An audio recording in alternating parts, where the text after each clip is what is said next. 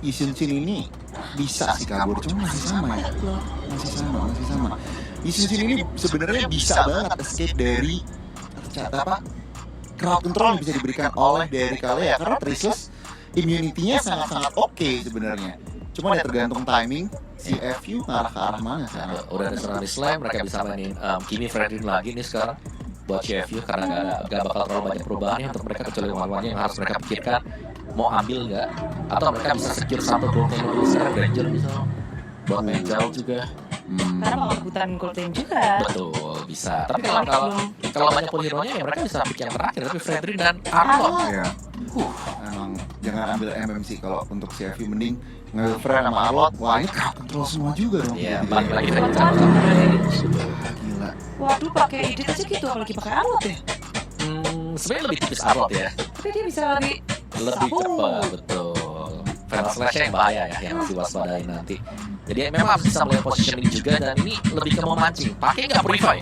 Nggak pakai Purify Final Slash loh. Tapi masalahnya udah Purify pun ada 2 hero lagi yang bisa crowd control. Jadi overwhelm banget ini crowd control. Jadi pinter banget CFU 2-3 steps ahead sejauh ini. Oke, mereka responnya Chushin. Hero Melee Tapi aku suka Chushin di sini. Chushin bakal bisa ngangkat Fredin, ngangkat 3 ini lah. Iya. 3 ini pasti bisa diangkat. Ya poin plusnya tolong pakai Purify dulu nih buat Chushinnya ya.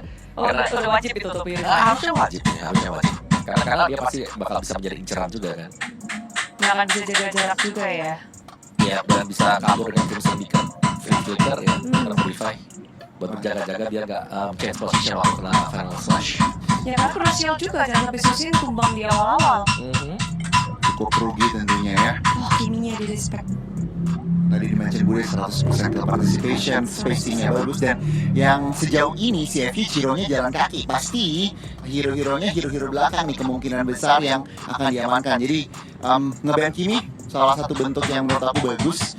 Juga Onyx mereka kurang apa ya? Control bisa sih ditambahin nantinya ya. Badan secara teknis masih fleksibel juga. Ya, kalau dari Onyx menurutku mereka masih kurang divisi damage. Damage yang mereka masih lack off ya karena berhadapan dengan hero yang tebal juga ya. Kecuali kita sudah melihat misalnya dari mage-nya atau dari marksman-nya yang paling buka siapa nah kalau kita lihat nih bener gak buat susunan dari mereka sendiri karena sebenarnya Mountain Shaker pun itu sudah cukup menyakitkan di early game. Cuma butuh faktor untuk bisa mengenable biar Mountain Shaker bisa pas di tengah. Jadi contohnya di antara dengan flare antara dengan Whisper is okay gitu. Ada bentuk playmaking yang terlebih dahulu lah, butuh support tambahan lah. Betul. Untuk connect dan lebih optimal lagi. Wah ini good band sih dari CFU. Yang tadi bilang kurang badan, kurang posisi crowd control juga. Dan lapu-lapu ini ada immunity juga yang bisa tentunya yang outplay hero-hero punya banyak crowd control. Tampaknya fokus ke arah Moskov ya, nggak mau kena split push lah kasarnya. Karena memang CFU ini sejauh ini kalau nambah ada yang bisa split pusher akan repot sih posisinya untuk Onyx. Jadi good band lah untuk bisa banget. Dan ini yang suka Onyx misalnya mereka ngamain antara dulu ya buat pegang aja karena banyak hero melee sendiri. Iya, pegang jauhin bisa dari timpat atau mereka bisa ngajar buat timpadnya. Plus 1 yang bisa nge-spam dengan damage yang besar ya. Contohnya itu tadi Irita kita belum lihat di game yang pertama. Atau kalau mau bermain lebih late game lagi Cloud. Dive lagi. Iya, Cloud. Dan dia bisa escape juga. Yes, bisa pakai Purify lah ya. Iya, bisa enak lah ya. Karena line up dari CFU dari tadi kan kayak bombardir semua landing, nabrak semua tempat. Tapi masih dengan 3 hero yang sama berarti ya? Yap. Oke, ada Povius memang lumayan tricky kalau dengan Povius ya karena bisa dipegang nanti. Ada Fredrin yang siap, ada nanti misalnya Tsunami Slam juga siap lebih dalam lagi bawa dia buat jauh. Ini lumayan tricky untuk penggunaan Povius dan ini coverage-nya harus bisa kenceng ya dari Onyx sendiri. Dan menurutku turtle yang pertama ini agak sedikit repot sebenarnya buat Onyx kalau mereka mengambil. Meskipun mereka sudah mencoba badan, ini bagus banget badan dengan Povius bakal bisa menjauhkan semuanya. Cuma follow up damage-nya di belakang yang akan jadi tanda tanya besar untuk Onyx. Sangat tanda tanya besar sih dan sejauh ini ya aku ngelihatnya Onyx masih turtle pertama masih kalah, masih dipegang oleh CFU. Cetian dan juga Air. Snap. Diambil nih. Ya. Haret juga hero dive sih bisa dibilang. Ya, dan ini Jet dengan Haret sebenarnya combo ya, karena Haret kan magic damage dan Phoenix Descent dari Jet ya ini menambahkan amplify damage dari magic damage Lawan. Jadi makin pedes untuk Haretnya. Tapi kelima pemain dan bersama dengan coach CFU tadi udah tos-tosan. 5 hero ini sekarang siapa yang akan permainan seperti apa yang bakal disajikan oleh CFU? CFU masih bakal tetap dengan yang pertama sih, dan ini mereka akan jauh lebih berat di heavy LCC. Dan ini lebih late game lagi sebenarnya buat CFU komposisinya. Dan bagaimana dengan Onyx? Ngaspiknya ternyata Granger. Granger. Oke, ini sebenarnya kalau nonton posisi bisa 2-0. Umbo? Kurang lebih sama lah dengan gue nih ya. Aku lebih suka draftnya dari CFU. Tapi apa yang bisa dilakukan oleh Onyx nih di game kedua? Drag game sama dengan late game. Terus juga si Savero-nya menyala, misalnya sudah punya Skypierce ajak buat join tim di early, mereka bisa menang. Early game power ini menjadi kunci banget buat Onyx. Tugas Onyx di game kedua, pokoknya tahan sampai late game. Udah. Yes. Sesimpel Mid itu game sebenarnya. Betul. Sesimpel Kalau nggak itu. menang early game, dah. Menangin early game. Potensinya besar atau nggak menangin early game? Potensinya masih 50-50 di terlalu yang pertama. Selalu 50-50 di terlalu yang pertama. Kalau aku melihatnya justru kayaknya turtle pertama tuh menang kiri. Jadi Onyx nggak bisa terlalu ngotot. Mid game, late game, benar. Aku setuju late game-nya harus balak. Oke, tapi bagaimana dengan line of down? Bagaimana dengan para caster yang sudah bersiapkah untuk membawa kita menuju gaming yang kedua untuk Onyx dan CFU Gaming? Terima kasih banyak untuk Bode, Clara Monster, Johnny dan juga Umawa. Balik lagi kali ini kita menuju ke match yang kedua di game yang kedua. Possibility masih ada untuk Onyx. Bounce back masih bisa mereka lakukan. Tapi jangan sampai mereka termakan dari early-nya kembali lane coach. Mereka harus tahu ya, mereka harus tahu power mereka ada di mana, di item keberapa. Ya, reset. Mungkin satu kata itu dulu yang perlu dilakukan oleh Onyx. Oke, ditambahkan kalau ngomongin para pasukan dari tim Onyx, mereka udah mulai sadar kalau mereka akan lebih ngebuka vision, ngebuka biar nggak ada yang dive in, nggak ada yang bermain early untuk dive ke jungle-nya Kairi.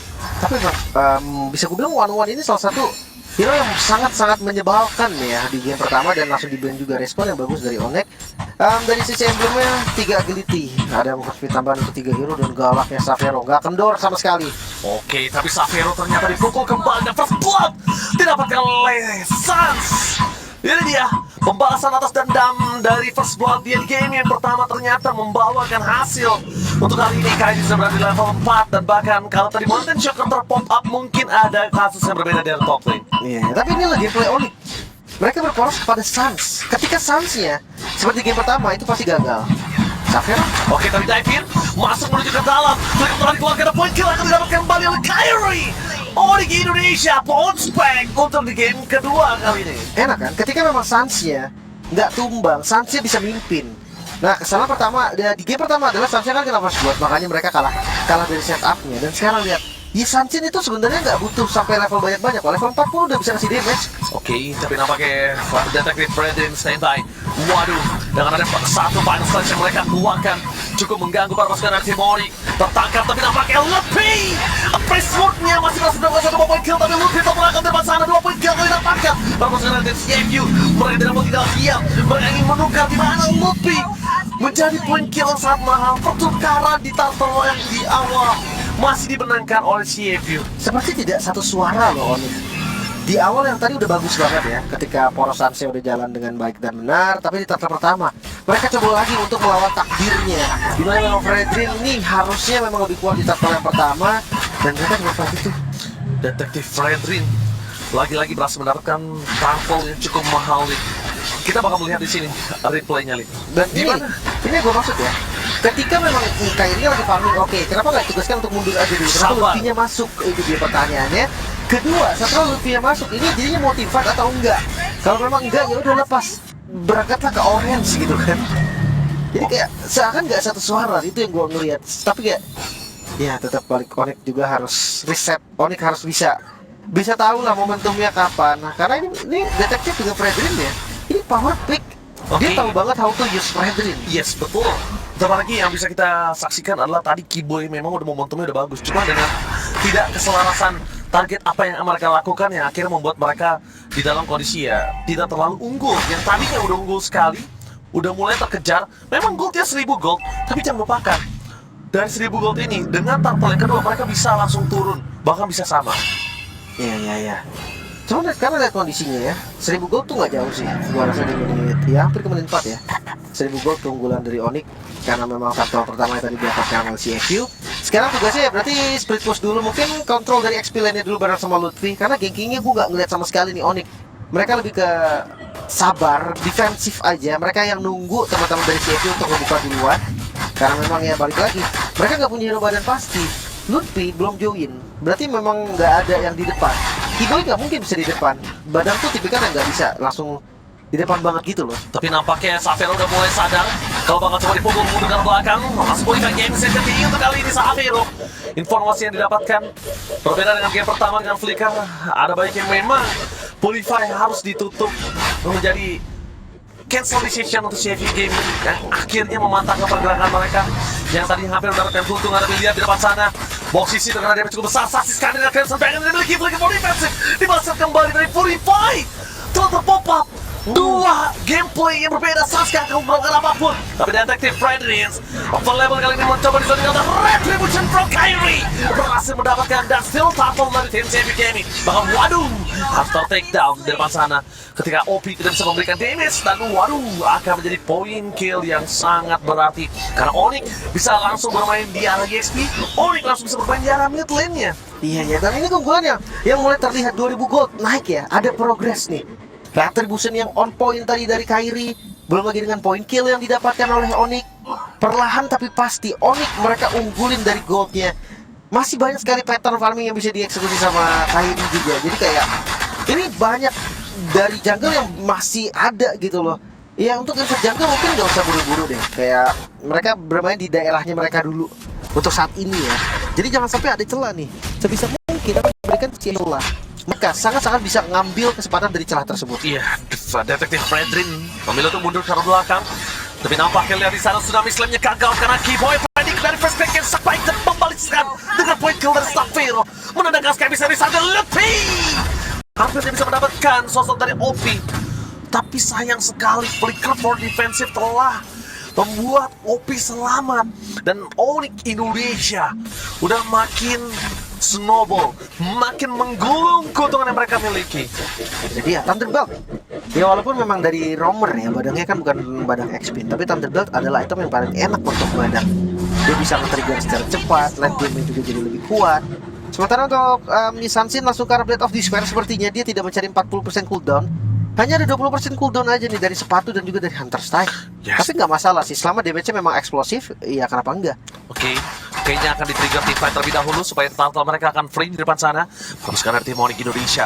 One by one situation berikan Xavier, tapi damage-nya terlalu besar diberikan Sans Cunning. Polify masih bisa ditahan dari sini, tapi nampaknya tidak berhasil men-trigger dari Sans. Meanwhile, masih dari tim Onyx Indonesia yang mendapatkan informasi no zaman force untuk kali ini. Kyrie available untuk mencegah turtle. Boxy CC telah siap mengudara. Tapi mantap, para pasukan dari tim Onyx mereka tidak bertahan terburu agar mereka sabar. Eskrek ke depan sana, baru Slash mencegah seorang Kimura lebih. Dia bisa terongsang tapi bakal Retribution dari Kyrie berhasil mendapatkan turtle. Si mentoring Sans, one by one situation dan bakal lebih semaksimal mungkin untuk menutup dalam sana CFU Gaming. Dan lebih take down. Meanwhile, Kyrie tershutdown. Oh my god, Lutfi telah memberikan badan dengan maksimal. Tinggal 3 pemain yang mereka lakukan, tapi sayang sekali hanya Sans selamat. Untungnya turtle tadi masih disekir oleh Onyx loh. Yes. Kalau enggak ini hanya ada kerugian yang diterima oleh Onyx. Itu pun tetap rugi, lihat goldnya turun 1000. Dan ya kita bahas ulang sedikit, dimana Fury of the Phoenix ini yang menjadi momentum baliknya mereka. Retribution memang on point, tapi dia setelah Kyrie dapetin turtle, teamfight yang terpecah menjadi 2. Kyrie yang terlalu bersemangat maju lagi ke depan dan akhirnya bisa dipunish.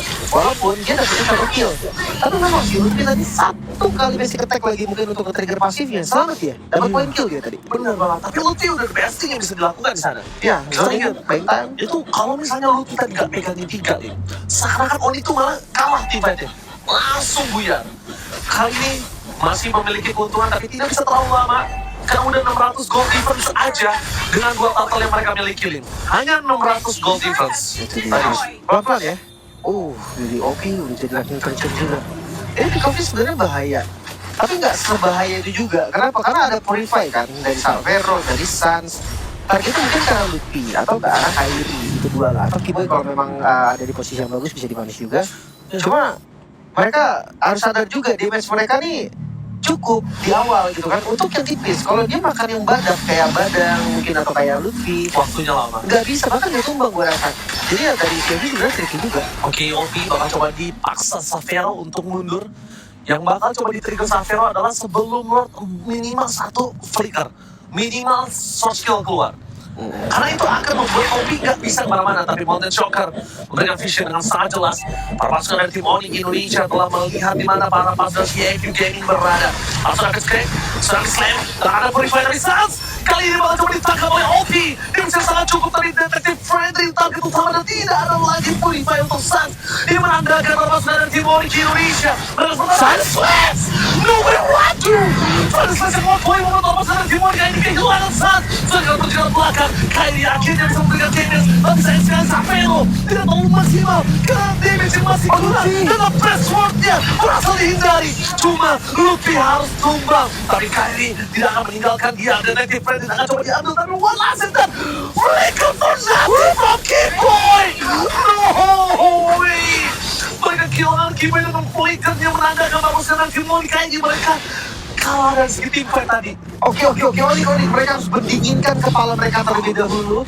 Karena semua yang dilakukan Onyx early gen hilang.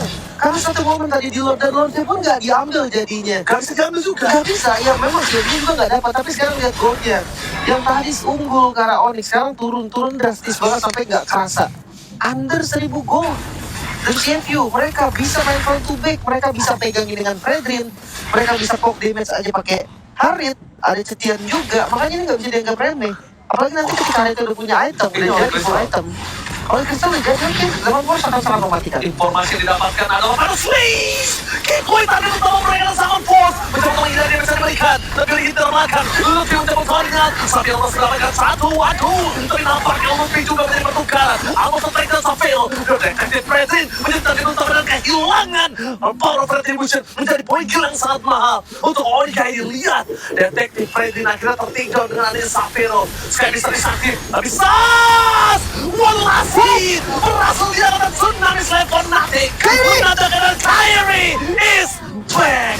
Tapi nampaknya perpasukan dari tim CFU Gaming mereka akan kehilangan banyak kali ini. Mereka akan kehilangan Lord, mereka akan kehilangan turun di Army Sled dan Kairi bersama dengan Savero. Memberikan kill damage yang maksimal dan kan chance mereka dapetin Sans tadi benar-benar berhasil dihindari oleh Sans. Ini yang membalikan keadaan. Onyx dia dipimpin oleh Kairi memang, dan sekarang mereka sanggup untuk pegang kendalinya. Dimulai dari Lord di set up oleh CFU. Luffy memberi waktu di depan, memang tumbang, Killboy pun tumbang, tapi banyak source yang digunakan. Banyak juga tadi vision yang terbuka. Alasan itulah yang membuat akhirnya Onyx pede untuk membalikan keadaan. Dia nanti plan, ya lagi-lagi dari Singling ini sangat-sangat over ya bisa dibilang. Tapi bisa nih. Tadi kan udah dapetin power fight dari itemnya. Gak ada takut lagi sama mid lane, sama mage. Ya ini dia menjadi keunggulan dari tim Onyx Indonesia.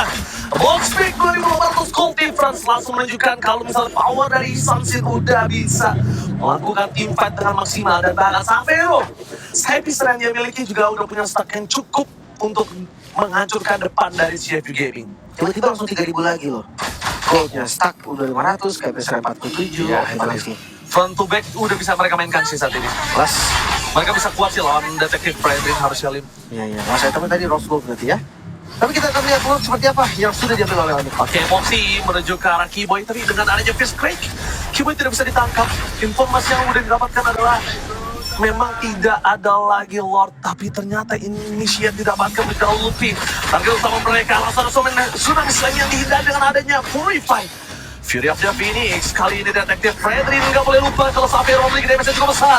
Pada Slayer menunjukkan Luffy masuk ke dalam turret damage dan langsung instant kill.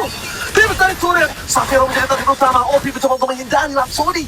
Tapi Rhapsody bernyanyi dengan sangat sakit di depan sana, membuat para pasukan dari tim CFU Gaming mulai kembali lagi mengkikis keuntungan di tangan dari Onyx ID. Harus sedikit sabar gak sih? Karena mereka kan, ya kita tahu counter setup yang mungkin banget dilakukan oleh teman-teman dari CFU. Mereka punya Final Slash, mereka punya Fury of the Phoenix. Jadi nggak boleh juga sembarangan masuk dari Onyx ID. Apalagi ditambah dengan Lutfi yang ketika dia masuk dia nggak bisa keluar lagi. Dia masuk ke dalam turret lagi tadi. Itu dia damage-nya yang tadinya kurang jadi cukup karena tarat. Divine Glaive udah jadi juga.